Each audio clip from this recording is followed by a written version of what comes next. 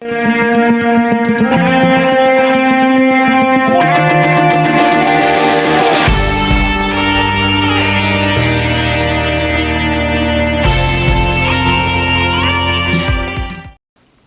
و حضرات السلام علیکم۔ پچھلی ڈاکومنٹری میں ہم نے 1971-71 میں پیش آنے والے واقعات کا ذکر کیا تھا، جس کی وجہ سے پاکستان کا ایک حصہ مشرقی پاکستان ہم سے علیحدہ ہو کر بنگلہ دیش کے نام پر اس دنیا کے نقشے پر ابھرا۔ اسی ڈاکومنٹری میں ہم نے 1971 کی پاک بھارت جنگ کے وقت پاک فضائیہ میں جہازوں کی انوینٹری کی بات بھی کی تھی۔ آئیے اب پاک فضائیہ کے ان جہازوں کے مختلف رولز میں ڈپلائمنٹ کا جائزہ لیتے ہیں۔ پاکستان کی جغرافیائی چوڑائی یعنی ڈیپتھ کم ہونے کی وجہ سے مجبوراً پاک فضائیہ کو اپنے جنگی جہازوں کو ایسے ایئر بیسز پر تعینات کرنا پڑا جو دشمن کی پہنچ کے اندر تھے، اور ویسے بھی پاک فضائیہ کے جہازوں کی رینج اتنی زیادہ نہیں تھی کہ انہیں سرحد سے بہت دور تعینات کیا جا سکتا۔ بارڈر سے پاک فضائیہ کے سب سے دور بیسز میاں والی اور پشاور تھے، جو بالترتیب 215 اور 240 کلومیٹر پر تھے۔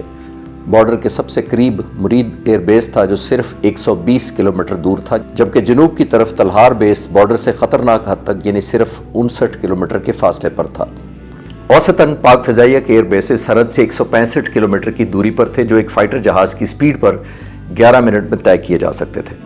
یوں یہ ارلی وارننگ ٹائم زمین سے جہازوں کے ٹیک آف کر کے دشمن کے جہازوں کو انٹرسیپٹ کرنے کے لیے کافی نہیں تھا۔ اسی وجہ سے بر وقت اور مؤثر کارروائی کرنے کے لیے زیادہ تر فائٹر جہازوں کو کامبیٹ ایئر پیٹرول کی شکل میں ہوا میں موجود رکھنا ضروری تھا۔ مجموعی طور پر اسپیئر پارٹس کی کمی کی وجہ سے یہ فیصلہ بھی کیا گیا کہ ایک قسم کے جہازوں کو ایک ہی بیس یا قریبی بیس پر رکھا جائے تاکہ اسپیئر پارٹس کی سپلائی کو یقینی بنایا جا سکے۔ میاں والی ایئر بیس سرحد سے سب سے دور تھا، جس کا مطلب یہ تھا کہ اس بیس پر حملہ کرنے کے لیے دشمن کے جہازوں کو سرگودا، مرید اور فیصل آباد کے قریب رسالے والا بیس کی فضائی حدود سے گزرنا پڑتا۔ میاں والی کی محفوظ مقام کی وجہ سے B-57 کا آدھا اسکواڈرن اور میراج 5 طیاروں کو میاں والی ڈپلائی کیا گیا۔ میں یہاں یہ بھی بتاتا چلوں کہ عام طور پر ایک کامبیٹ اسکواڈرن 16 سے 20 جہازوں پر مشتمل ہوتا ہے۔ B-57 طیارے یہاں سے اس پوزیشن میں تھے کہ رات کے وقت امرتسر، پٹھان کوٹ، ہلواڑہ، آگرہ، سرسا اور بیکانیر پر حملہ کر سکتے تھے۔ اس بیس اور ان جہازوں کی حفاظت کے لیے F-6 جہازوں کا آدھا اسکواڈرن بھی میاں والی تعینات کر دیا گیا۔ پشاور اور مرید میں F-86F کا ایک اسکواڈرن ایئر ڈیفنس ڈیوٹیز کے لیے تعینات کر دیا گیا، اور یہی جہاز اونتی پورہ، سری نگر اور پٹھان کوٹ کے رن ویز کے خلاف استعمال کرنے کے ساتھ ساتھ چھمب اور شکر گڑھ سیکٹر میں پاکستان آرمی کے لیے ٹیکٹیکل ایئر سپورٹ میں بھی استعمال کیے جانے کا پلان تھا۔ سول اور ملٹری کی مشترکہ راولپنڈی چکلالہ ایئر بیس پر PAF کے لائٹ کمیونیکیشن جہازوں کے علاوہ ہاورڈ جہازوں کو لائٹ اٹیک کے لیے تعینات کیا گیا۔ C-130 طیاروں کی اہمیت کے مد نظر انہیں ڈیپ بیسز پر ڈسپرس کر دیا گیا۔ سرگودا بیس اپنی مرکزی لوکیشن اور اہمیت کی وجہ سے زیادہ تر ایئر آپریشنز کا ہب یا مرکز ہونا تھا۔ اسی وجہ سے اسے مختلف صلاحیتوں کے جہازوں سے لیس کیا گیا تھا۔ میراج طیاروں کا ایک اسکواڈرن یہاں سے night air defence, photo reconnaissance کے علاوہ امرتسر اور پٹھان کوٹ کے خلاف ڈے ایئر فیلڈ سٹرائکس کے لیے ڈپلائی کیا گیا۔ پاکستان آرمی کے مین اوفینسو کے لانچ ہونے کے بعد اسی اسکواڈرن نے پاکستان آرمی کے خلاف ہندوستانی ایئر فورس کی مدافعت کو کم کرنے کے لیے مختلف ہوائی اڈوں پر حملے بھی کرنے تھے۔ اسی طرح F-86E کا ایک اسکواڈرن اور F-6 جہازوں کا آدھا اسکواڈرن ایئر ڈیفنس اور چھمب اور شکر گڑھ سیکٹر میں آرمی سپورٹ کے لیے تعینات کر دیا گیا۔ رسالے والا بیس پر F-6 جہازوں کو دن کے وقت ایئر ڈیفنس کے لیے تعینات کیا گیا۔ حافظ آباد کے نزدیک چندر ایئر بیس سرحد سے صرف 75 کلومیٹر کے فاصلے پر ہونے کی وجہ سے یہاں کوئی جہاز ڈپلائی نہیں کیے گئے اور اسے صرف ایمرجنسی لینڈنگ اور ریکوری کے لیے مختص کر دیا گیا۔ شورکوٹ کے قریب پاک فضائیہ کے رفیقی بیس پر F-86E کا ایک اسکواڈرن ڈپلائی کیا گیا، جس نے بنیادی طور پر پاکستان آرمی کے بہاولپور کے علاقے میں مین اوفینسو لانچ ہونے کی صورت میں اسے سپورٹ کرنے کے علاوہ ایئر ڈیفنس اور اضافی آرمی سپورٹ بھی مہیا کرنی تھی۔ پاک فضائیہ کا جنوب میں واقع مسرور ایئر بیس واحد بیس تھا جہاں سے سمندری حدود اور جنوب کی جانب آپریشن کیے جا سکتے تھے۔ اس بیس پر F-86E اور F کے اسکواڈرن کے ڈپلائمنٹ کا مقصد ایئر ڈیفنس اور چھور سیکٹر میں آرمی سپورٹ مہیا کرنا تھا۔ اسی طرح F-104 جہازوں پر مشتمل آدھا اسکواڈرن یہاں سے دن اور رات کے وقت ایئر ڈیفنس کے لیے تعینات کر دیا گیا۔ B-57 طیاروں کا آدھا اسکواڈرن بھی یہاں ڈپلائڈ تھا، جس کی ذمہ داریوں میں رات کے وقت جیسلمیر، جودھپور، اترلائی، بھج اور جام نگر پر حملے کرنا تھا، اور بیٹل ایریا میں رات کے وقت زمینی افواج کے لیے انٹرڈکشن مشن بھی کرنا تھا۔ کراچی میں ہی شارع فیصل پر موجود پاک فضائیہ کے دوسرے ایئر بیس کو ایمرجنسی رن وے کے طور پر استعمال کیا جانا تھا، اس لیے یہاں کوئی جہاز ڈپلوائے نہیں کیا گیا۔ ہندوستانی سرحد کے قریب ترین ایئر بیس تلہار پر 4 F-86E جہاز تعینات کیے گئے، جس کا مقصد قریب واقع انتہائی اہمیت کے حامل بدین ریڈار اسٹیشن کی حفاظت کرنا تھا۔ دوسری طرف مشرقی پاکستان میں تیزگان ایئر بیس ڈھاکہ کے قریب واقع تھا، جو کچھ اطراف سے ہندوستان کے بارڈر سے صرف 75 کلومیٹر کے فاصلے پر تھا۔ یہاں صرف ایک F-86E اسکواڈرن تعینات تھا، جس کے لیے مشرقی پاکستان کی فضائی حدود کا ایئر ڈیفنس اور زمینی افواج کی مدد کرنے کا انتہائی چیلنجنگ ٹاسک تھا۔ یہی اسکواڈرن مکتی بانی کے باغیوں کے خلاف کاؤنٹر انسرجنسی مشن بھی کر رہا تھا۔ اب پاک فضائیہ کے پلانڈ فلائنگ ایفرٹ کے بارے میں بات کرتے ہیں۔ ایک عام تخمینے کے مطابق 2 ہفتے کے دورانیے کی جنگ میں پاک فضائیہ نے اوسطاً 2.2 سارٹیز پر ڈے کے حساب سے پلان بنایا تھا۔ اس پلان کے مطابق ہر جہاز نے جنگ میں پہلے 3 دن میں 3 سارٹیز اور بقیہ 11 دنوں میں 2 سارٹیز کے حساب سے فلائنگ کرنی تھی، کیونکہ اندازہ یہ تھا کہ گزرتے دنوں کے ساتھ زیادہ تر جہاز امریکی ساخت کے ہونے کی وجہ سے جہازوں کے لیے ایمونیشن، اسپیئر پارٹس اور فیول کی کم دستیابی کی وجہ سے بتدریج ان سارٹیز میں کمی ہوتی جائے گی۔ اس تخمینے کے مطابق 14 دنوں کی جنگ میں پاک فضائیہ نے 4960 سارٹیز فلائی کرنی تھی۔ پاک فضائیہ کی 1965 کی کارکردگی کو ذہن میں رکھتے ہوئے یہ قدرتی عمل تھا کہ اسے اسی طرح کی کارکردگی کی توقع کی جا رہی تھی، لیکن بطور ایک ملٹری ہسٹری کے طالب علم کے میں یہ کہنا چاہوں گا کہ پاک فضائیہ کی 1965 کی جنگ کی قابل فخر کارکردگی کی بنیادی وجہ انتہائی شاندار لیڈرشپ اور ہوابازوں کی بہتر تربیت تھی، جبکہ دوسری طرف ہندوستانی ایئر فورس کی نسبتاً کم کارکردگی بروقت انیشیٹو نہ لینے اور ٹیکٹیکل فرنٹ پر غلطیاں سرزد ہونے کی وجہ سے تھی۔ مثال کے طور پر سرگودا ایئر فیلڈ پر 6 ستمبر کی صبح حملہ کر کے نیوٹرلائز نہ کرنا، جبکہ ہندوستان کی آرمی لاہور سیکٹر میں اپنا مین اوفینسو لانچ کر چکی تھی۔ سرگودا رن وے کو نقصان پہنچا کر 3/4 پاک فضائیہ کو گراؤنڈ کیا جا سکتا تھا۔ اسی طرح ہندوستانی ایئر فورس کے مختلف جہاز ہوائی اڈوں پر جنگ شروع ہونے کے باوجود اوپن ایریاز میں کھڑے رہے، جنہیں پاک فضائیہ نے صحیح طور پر نشانہ بنایا۔ یہ نقصان پاک فضائیہ کے حملوں کے نتیجے میں ہندوستان ایئر فورس کو 39 جہازوں کو تباہ اور 17 کو ڈیمیج کروانے کی صورت میں ادا کرنا پڑا۔ اس کے برعکس ہندوستانی حملوں میں پاک فضائیہ کا صرف ایک جہاز دشمن کے جہازوں کا نشانہ بنا۔ اسی وجہ سے یہ کہا جا سکتا ہے کہ 1965 کی جنگ میں ہندوستان ایئر فورس کی نسبتاً کم کارکردگی زیادہ تر ان کی لیڈرشپ کی غلط فیصلوں کی وجہ سے تھی، اور اس میں ہندوستان کی ایئر فورس کی ٹریننگ اور ریسورسز کا نسبتاً کم دخل تھا۔ اسی وجہ سے ہندوستان ایئر فورس 1965 کی جنگ سے سبق سیکھنے کے بعد 1971 کی جنگ میں بہتر تیاری سے اتری، لیکن یہ کہنے کا ہرگز مقصد نہیں ہے کہ پاک فضائیہ کی لیڈرشپ، جذبہ یا کارکردگی پہلے سے کم تر تھی، بلکہ اس کے برعکس جہازوں کی بہتر کوالٹی، ارلی وارننگ ریڈارز کی شمولیت اور نئی ایئر فیلڈز کے اضافے سے جس میں سینکڑوں ہارڈنڈ شیلٹر تعمیر کیے گئے، پاک فضائیہ میں پچھلی کمیوں کو دور کر دیا گیا تھا۔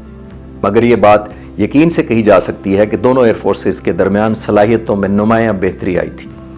آئیے اب پاک فضائیہ کے آپریشنل پلان کا جائزہ لیتے ہیں۔ پاک فضائیہ کے کانسیپٹ آف آپریشنز کے مطابق 1971 کی جنگ میں پاک فضائیہ کا اہم ترین رول مغربی پاکستان سے پاکستان آرمی کے مین اوفینسو کو سپورٹ کرنا تھا، اور اسی سپورٹ کی روشنی میں پاک فضائیہ نے جنگ کے علاقے میں فضاؤں پر اپنا کنٹرول اس حد تک قائم کرنا تھا کہ ہندوستان ایئر فورس کے اثر کو کم سے کم کر کے پاکستان آرمی کے آپریشنز کو کامیاب بنایا جائے۔ اسی اوفینسو کے دوران دشمن کے قریبی ہوائی اڈوں کو حملے کر کے نیوٹرلائز رکھنا بھی تھا۔ اس کے ساتھ ساتھ مختلف بیسز سے پاک فضائیہ نے اپنے ایئر سپیس میں دن اور رات ایئر ڈیفنس مہیا کرنا تھا، کیونکہ پاکستان آرمی کے اسی مین اوفینسو کے لانچ ہونے سے پہلے پاک فضائیہ نے اپنے اثاثوں کو پریزرو یعنی بچا کر رکھنا تھا۔ اسی لیے ملک کے ہر fuel dump, railway station, industry اور پلوں کا دفاع پاک فضائیہ کے لیے ممکن نہیں تھا، بلکہ فروری 1971 میں تینوں مسلح افواج کی میٹنگ کے دوران پاک فضائیہ کی ٹاسک پرائٹائزیشن کرتے ہوئے یہ اتفاق کیا گیا کہ پاک فضائیہ سمندری ٹارگٹس کو اسی وقت نشانہ بنائے گی جب زیادہ اہم مشن اڑنے کے بعد ایئر ایفرٹ دستیاب ہوگی۔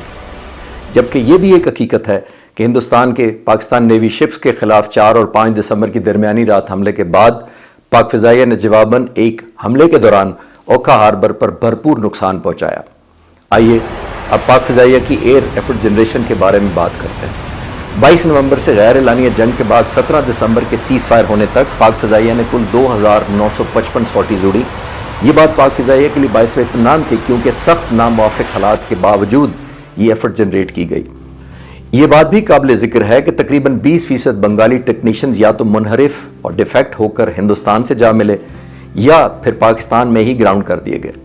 اگر اس ایفرٹ کا 1965 کی جنگ سے موازنہ کیا جائے تو 1965 کی 3 ہفتے کی جنگ کے دوران پاک فضائیہ نے 2279 سارٹیز فلائنگ کی، جبکہ 1971 کی 2 ہفتے کی جنگ میں پاک فضائی کی سارٹیز پچھلی جنگ سے 23% زیادہ ہیں۔ مجموعی طور پر یہ سارٹیز اپنے اصل پلان جس کے تحت 4960 سارٹیز فلائی کرنی تھی 60% ہے۔ ان سارٹیز میں بنیادی کمی پاکستان آرمی کے مین اوفینسو کی وجہ سے ہے جو لانچ نہیں ہوا۔ میں یہاں یہ بھی بتاتا چلوں کہ پاک فضائیہ نے اپنے کسی بھی فورس کو ریزرو نہیں رکھا، جیسے پاکستان کی مسلح افواج کے چند افسروں نے اپنی کتابوں میں ذکر کیا ہے کہ پاک فضائیہ کے 10.5 اسکواڈرنز میں سے 4 اسکواڈرن نے جنگ میں حصہ ہی نہیں لیا۔ اس جنگ کی بنیادی ذمہ داری F-6 اور F-86 جہازوں نے اٹھائی۔ دونوں جہازوں نے انفرادی طور پر 78% ایفرٹ جنریٹ کی۔ اس جنگ میں بیسٹ یوٹیلائزیشن ریٹ یعنی 1.6 سارٹیز پر ڈے معراج اور F-6 طیاروں نے حاصل کی، جنہیں بالترتیب جنگ سے 3 اور 5 سال پہلے پاک فضائیہ میں شامل کیا گیا تھا۔ یہ ڈیٹا اس خیال کی بھی تردید کرتا ہے کہ معراج طیاروں کو نقصان کے خدشے سے استعمال نہیں کیا گیا۔ آئیے اب بات کرتے ہیں جہازوں کے نقصان کی۔ اس جنگ میں ہندوستان ایئر فورس کے 60 جہاز تباہ ہوئے، جبکہ اس نے کل 6542 کامبیٹ سارٹیز اڑی، جو کہ 0.91% ایٹریشن ریٹ بنتا ہے۔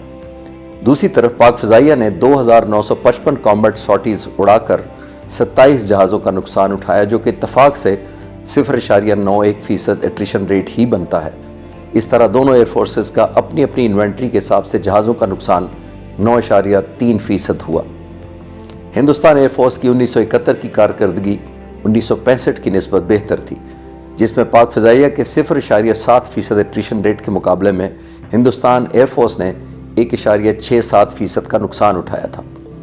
پاکستان آرمی کی اینٹی ایئرکرافٹ گنز کی کارکردگی انتہائی قابل ستائش رہی، جس نے ہندوستان ایئر فورس کے تباہ ہونے والے جہازوں میں سے 60% جہازوں کو نشانہ بنایا، اور شاید یہی وجہ ہے کہ 1999 میں Pakistan army air defence branch وجود میں آئی۔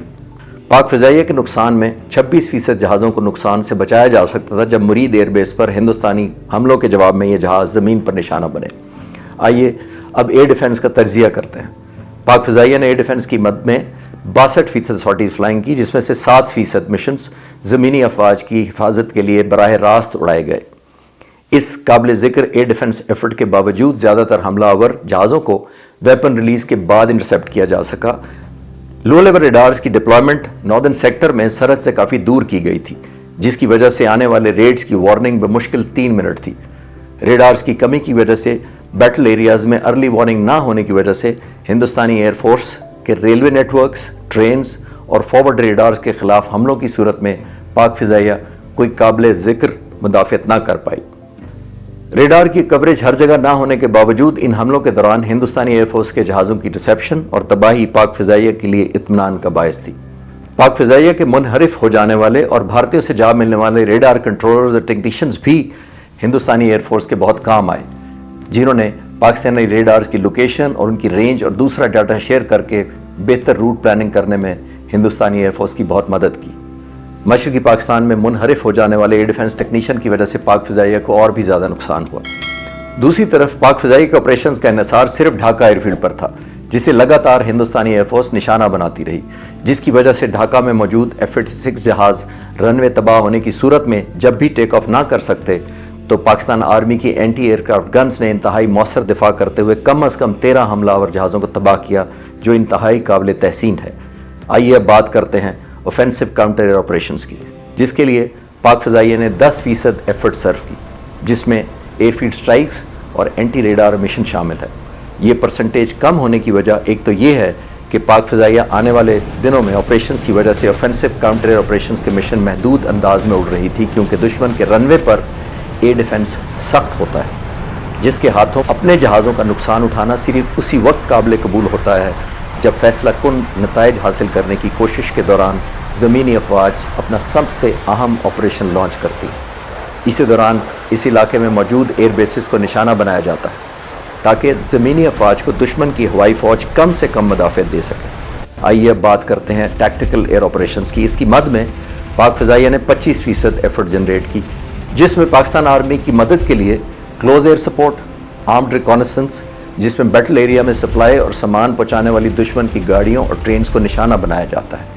اس کے علاوہ پاک فضائیہ نے اسی زمرے میں بیٹل ایئر انٹرڈکشن مشن اڑے، جس میں دشمن کی زمینی افواج اور دوسرے ریسورسز کو بیٹل ایریا میں ہی براہ راست نشانہ بنایا جاتا ہے۔ ان مشن کی کامیابی کا تناسب 2/3 تھا۔ 1/3 مشنز کی ناکامی کی وجہ بااثر کیموفلاج، خصوصاً پنجاب کے سرسبز میدانی علاقوں میں اور سردیوں کی وجہ سے دھند اور کم ویزیبلٹی ہونے کی وجہ سے، اور دوسرا پائلٹ اور فارورڈ ایئر کنٹرولر جو زمین سے پائلٹ کو ہدایات دیتے ہیں کے درمیان خراب ریڈیو کی کمیونیکیشن کی وجہ سے کئی مشن ضائع بھی ہوئے۔ ان آپریشن کا تجزیہ کرتے ہوئے یہ سمجھنے کی ضرورت ہے کہ پی ایف کے کنزرو کرنے کی اسٹریٹجی اور آل آؤٹ سپورٹ کے درمیان بہت نازک بیلنس ہے، لیکن اس کا مطلب یہ ہرگز نہیں ہے کہ پوری جنگ کے دوران پاکستان آرمی کی طرف سے مین اوفینسو لانچ نہ ہونے کی صورت میں دوسرے آپریشنز کو کم اہم سمجھا گیا، بلکہ پاک فضائیہ اپنی بنیادی ذمہ داریوں سے بھی پوری طرح آگاہ تھی، جس کے تحت اس نے پاکستان کی بقا کے لیے پلان کیے گئے زمینی آپریشنز کو ہر طرح کی سپورٹ مہیا کرنی تھی۔ آئیے اب ایئر انٹرڈکشن کے بارے میں بات کرتے ہیں، جس کے تحت اس تمام سپلائی کو جو ریپلینشمنٹ کی وجہ سے روڈ اور ریل ٹرانسپورٹ کے ذریعے بیٹل ایریا میں لائی جا رہی ہوتی ہے کو نشانہ بنانا ہوتا ہے۔ لیکن یہ بات ہمیں ذہن میں رکھنی پڑے گی کہ ایسے ٹارگٹس اس وقت تلاش کر کے نشانہ بنائے جا سکتے ہیں جب زمینی افواج اپنا مین آپریشن شروع کر چکی ہوتی ہیں اور جنگ ایک اہم سٹیج تک جا پہنچتی ہے۔ میں جنگ میں حصہ لینے والے پاک فضائیہ کے افسران اور جوانوں کے بارے میں بھی بات کرتا چلوں۔ اس جنگ کے دوران پاک فضائیہ کے آپریشنز کا بڑا انحصار پائلٹس اور ایئر ڈیفنس کنٹرولرز پر تھا، جنہوں نے جذبے سے بھرپور engineers, technician, logistician, air traffic controller اور دوسرے زمینی عملے کا بھرپور تعاون پایا۔ 1965 کی جنگ کی طرح اعلیٰ درجے کی تربیت اور ڈسپلن اس جنگ میں بھی کارگر رہا۔ 1965 کی جنگ کا تجربہ حاصل کرنے والے ایئر ڈیفنس کنٹرولرز نے بھی انتہائی قابل تحسین پیشہ ورانہ مہارت کے ساتھ اپنے ذہنی اختراع کے ذریعے دشمن کے بہت سے جہازوں کے متعلق نہ صرف بر وقت اپنے پائلٹس کو اطلاع دی، بلکہ نشانہ بنانے میں بھی بھرپور کردار ادا کیا، جس کے ذریعے انہوں نے 1 کے مقابلے میں 1.8 کی نسبت سے پاک فضائیہ کے حق میں کلز حاصل کی، جو کہ 1965 کی جنگ کے 1 کے مقابلے میں 2.1 کی نسبت کے انتہائی قریب ہے۔ آئیے اب پاکستان اور ہندوستان کی ایئر فورسز کا موازنہ کرتے ہیں۔ اس جنگ میں پاک فضائیہ کے پاس 290 جہاز تھے، جبکہ انڈین ایئر فورس 658 جہازوں کے ساتھ اس جنگ میں اتری، جس میں 18 انڈین نیوی کے سی ہاک جہاز بھی شامل تھے۔ انڈین ایئر فورس کے جہازوں میں 128 net, 112 Hunter, 24 HF-24، 136 MiG-21، 32 میسٹیئر، 104 SU-7، 16 vampire اور 80 کیمرہ طیارے شامل تھے۔ اور اب آخر میں بات کرتے ہیں پاک فضائیہ کے جنگ میں اڑائے جانے والے مشنز کے بارے میں، جن کی تفصیل کچھ یوں ہے۔ پاک فضائیہ نے 62% ایئر ڈیفنس کی مد میں مشن اڑے۔ اوفینسو کاؤنٹر ایئر آپریشنز کل فلائنگ کا 25% تھے، جبکہ ٹیکٹیکل سپورٹ کے مشن 10% اور فوٹو ریکانیسنس، انٹرڈکشن اور میری ٹائم سپورٹ 1% تھے۔ اسی طرح اگر ہم اس جنگ میں مختلف جہازوں کے رول کے بارے میں بات کریں تو F-86 نے پاک فضائیہ کی کل فلائنگ کا 50% مشن اڑے، F-6 جہاز نے 28%، مراج نے 13%، B-57 نے 4%، F-104 نے 3% اور T-33 نے 2% سارٹیز فلائی کی۔ خواتین و حضرات، اگلی ڈاکومنٹری میں دونوں ایئر فورسز کا 1971 اور 1965 کی جنگوں کے بارے میں موازنہ یعنی کمپیرزن پیش کروں گا، اور اسی ڈاکومنٹری میں 1971 میں دشمن کے 2 یقینی جہاز تباہ کرنے والے پاک فضائیہ کے ونگ کمانڈر سلیم بیگ مرزا کا انٹرویو کا پہلا حصہ بھی پیش کرنے کے علاوہ اسی جنگ کے کچھ ایسے ہیروز کا بھی ذکر کروں گا جنہیں پاک فضائیہ میں تو بہت قدر کی نگاہ سے دیکھا جاتا ہے، مگر عام لوگ ان کی کارکردگی سے بہت کم واقف ہیں۔ پاکستان پائندہ باد۔